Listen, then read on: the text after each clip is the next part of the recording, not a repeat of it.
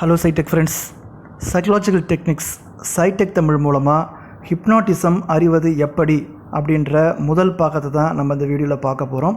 Hypnotism பற்றி தெரிஞ்சுக்கணும் அப்படின்னு உங்களுக்குள்ள நிறைய ஆர்வம் இருக்கலாம். அதை பற்றி தெரிஞ்சுக்க முடியாமலும் நீங்கள் போயிருக்கலாம். நிறைய புத்தகங்கள் படிக்கும்போதும் அல்லது நிறைய விஷயங்கள் நீங்கள் தெரிஞ்சுக்க முற்படும் போதும் உங்களுக்கு சரியான விஷயங்கள் உங்களுக்கு கிடைக்காம போயிருக்கலாம். ஆனால் இப்போ இன்னையிலேருந்து ஒவ்வொரு பகுதிகளாக நம்ம ஹிப்னோட்டிசம் பற்றி, ஹிப்னோதெரப்பி பற்றி, ஹிப்னோட்டிசம் எப்படி பண்ணுறாங்க, ஹிப்னோதெரப்பி எப்படி பண்ணுறாங்க, இதில் எத்தனை வகையான வகைகள் இருக்குது, இது எப்படி ஆரம்பிச்சது, இது எந்த மாதிரியான செயல்முறைகள்லாம் செய்யலாம், இதனால் என்னென்ன விதமான பலன்கள் இருக்குது, இதனால் என்னென்ன விதமான பாதிப்புகள் இருக்குது அப்படின்ற விஷயங்களை எல்லாத்தையுமே நம்ம தொடர்ச்சியாக ஒவ்வொரு பகுதியாக பார்க்க போகிறோம். இந்த வீடியோ முதல் பகுதியாக இருக்க போது. இந்த வீடியோ நிச்சயமாக உங்களுக்கு சைக்காலஜிக்கல் டெக்னிக்ஸ் மூலமாக ஹிப்னோதெரப்பி பற்றி உங்களுக்கு கற்றுக் கொடுக்கும், அதை பற்றிய அறிவை உங்களுக்கு கொடுக்கும் அப்படின்றதில் எந்த விதமான சந்தேகமும் இருக்காது அப்படின்னு நம்புகிறேன். நிச்சயமாக அது ஒரு லேர்னிங் பர்பஸ்க்கு உதவும் அப்படின்னு நான் நம்புகிறேன்.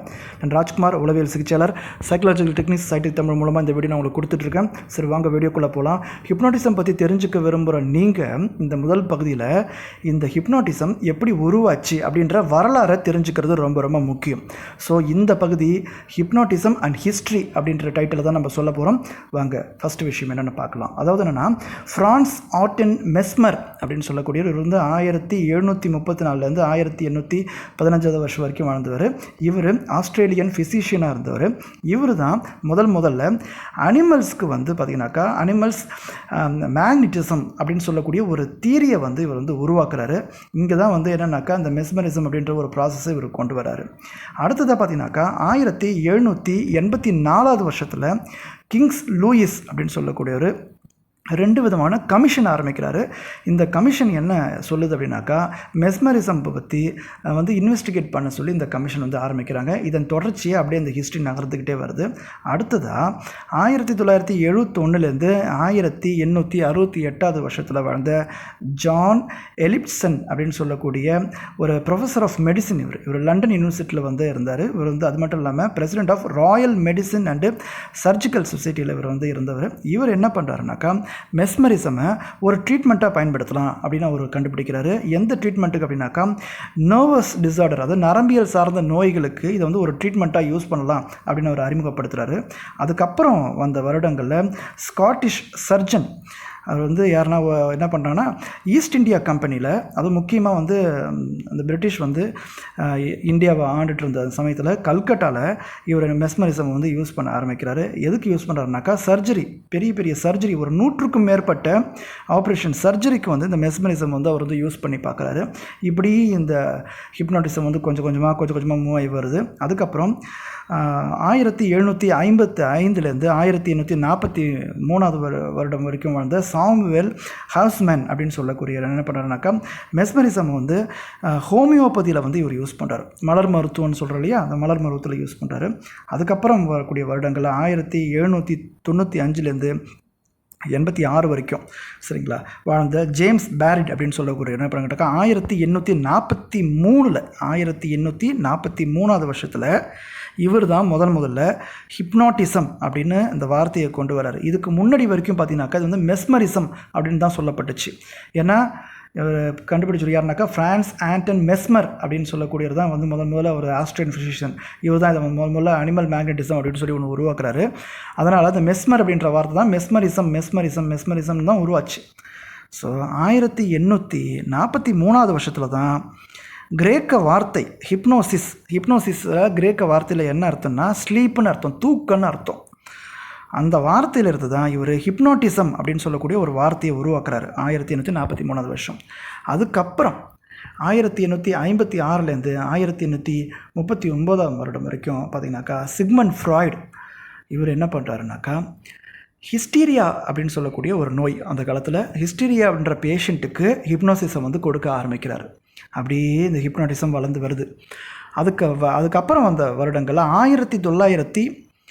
1933 வருஷத்தில் ஒரு புக்கு ஒன்று பப்ளிஷ் பண்ணுறாங்க. யாருனாக்கா கிளார்க் எல் ஹல் அப்படின்னு சொல்லக்கூடியவர். இவர் பார்த்திங்கனாக்கா ஒரு லேர்னிங் தியரிஸ்ட்டு. இவர் தான் என்ன பண்ணுறாங்கிட்ட ஒரு புக்கு ஒன்று பப்ளிஷ் பண்ணுறாரு.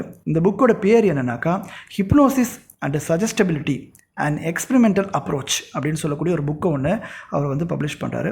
அதன் மூலமாக அந்த ஹிப்னோசிசம்னா என்ன, ஹிப்னோட்டிக்ஸ்னா என்ன அப்படின்றத பற்றிய விவரங்கள் வந்து வெளியே வந்து பரவ ஆரம்பிக்குது.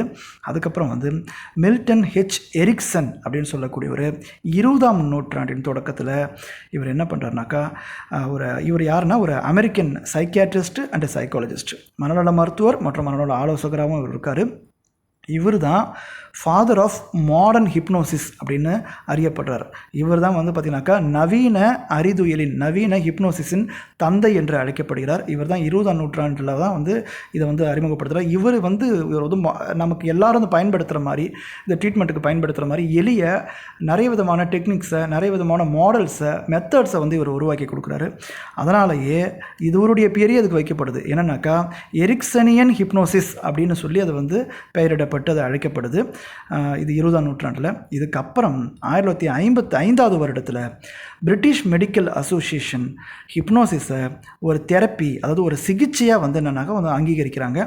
அதுக்கப்புறம் 1958 வருடம் அமெரிக்கன் மெடிக்கல் அசோசியேஷனும் இந்த ஹிப்னோசிஸை ஒரு தெரப்பியாக வந்து அங்கீகரிக்கிறாங்க. இதுதான் வந்து சுருக்கமாக உங்களுக்கு நான் சொல்லப்படுற ஹிப்னோசிசம் வந்து எப்படி உருவாச்சு, அது எப்படியெல்லாம் கொண்டு வரப்பட்டுச்சு அப்படின்றதுக்கான ஒரு வரலாறு.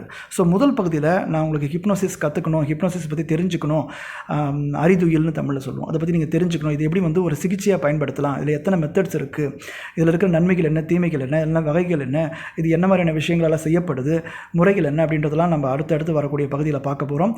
ஸோ இந்த வீடியோவை பற்றி நீங்கள் உங்களுடைய கருத்து என்னன்றது நீங்கள் வந்து கமெண்ட் பாக்ஸில் கமெண்ட் பண்ணுங்கள். பிடிச்சிருந்த லைக் பண்ணி வச்சுக்கோங்க. ஹிப்னோசிஸ் கற்றுக்கணும், தெரிஞ்சுக்கணும் அப்படின்ற ஆர்வம் இருக்கிறவங்க இந்த வீடியோ நீங்கள் முதல் முறையாக பார்க்குறீங்க, சைக்காலஜிக்கல் டெக்னிக்ஸ் நீங்கள் முதல் முறையாக இருக்கீங்க அப்படின்னாக்கா, கவனிக்கிறீங்க அப்படின்னாக்கா நிச்சயமாக சப்ஸ்கிரைப் பண்ணி வச்சுங்க. பெல் பட்டனையும் கிளிக் பண்ணிங்க, ஆல் அப்படின்றத நீங்கள் கிளிக் பண்ணிக்கோங்க. அதன் மூலமாக டெய்லியுமே நான் உங்களுக்கு ஹிப்னோட்டிசம் பற்றிய பகுதியில் நான் உங்களுக்கு அப்லோட் பண்ணிகிட்ருக்கேன். இதன் மூலமாக நீங்கள் தொடர்ச்சியாக கற்றுக்கலாம் அப்படின்னு நினைக்கிறேன். அடுத்த பகுதியில், பகுதி 2ல் என்ன விதமான கோட்பாடுகள் இருக்குது, தியரிஸ் இருக்குது.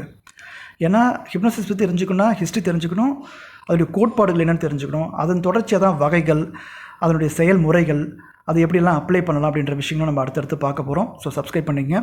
நான் ராஜ்குமார், உளவியல் சிகிச்சையாளர். தேங்க்யூ ஃபார் வாட்சிங்.